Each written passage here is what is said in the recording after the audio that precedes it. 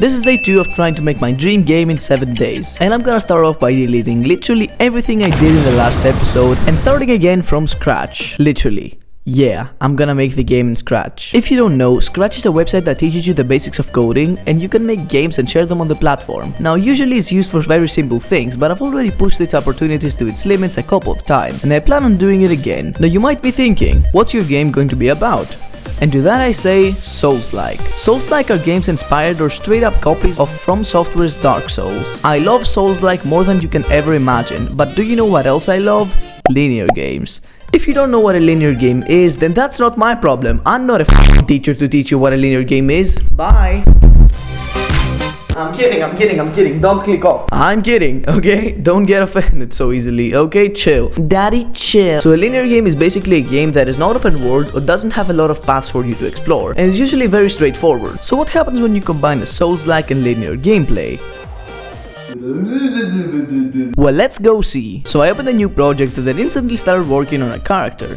I wanted to make a soldier, and after like 10 minutes I came up with this guy, who we will call Kevin. Now Kevin currently can't move, and that makes him sad, so let's make him be able to move. Oh no, okay, yeah, let's try that again. Kevin, are you on f***ing drugs? Stop that. I said stop. Stop it. Stop it or I'm gonna beat you up. Okay, you had your chance.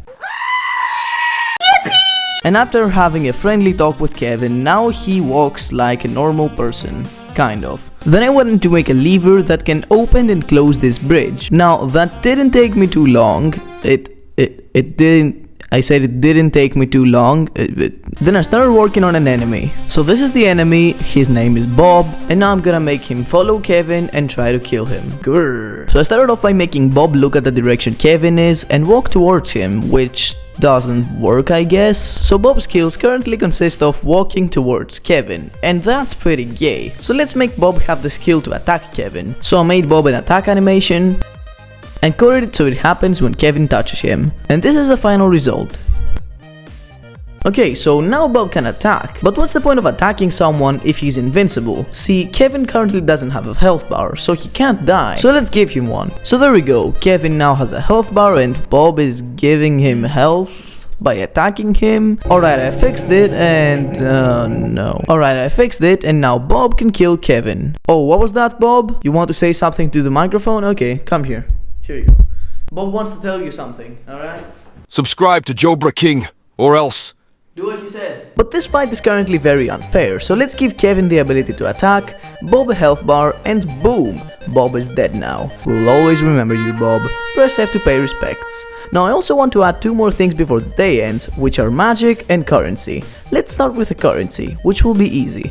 I'll just make it so when you kill an enemy you get their souls, which will be more or less depending on the difficulty of the enemy. For example, Bob will only give you 10 souls, while later on enemies will give you more than 100. And there we go, currency is done. Now it doesn't have a use yet, but that's for day 3. And now let's make magic. So I'll make it so when you press E, you will magically shoot this beam of blue fire, I guess, which will do significant damage to the enemy, but I should make it so you can't abuse it, so I will make a magic bar which will only allow 5 uses of magic per level. Now the next things I wanna add is 2 more enemies, 2 more levels, and a use for currency, but that will all be done in day 3.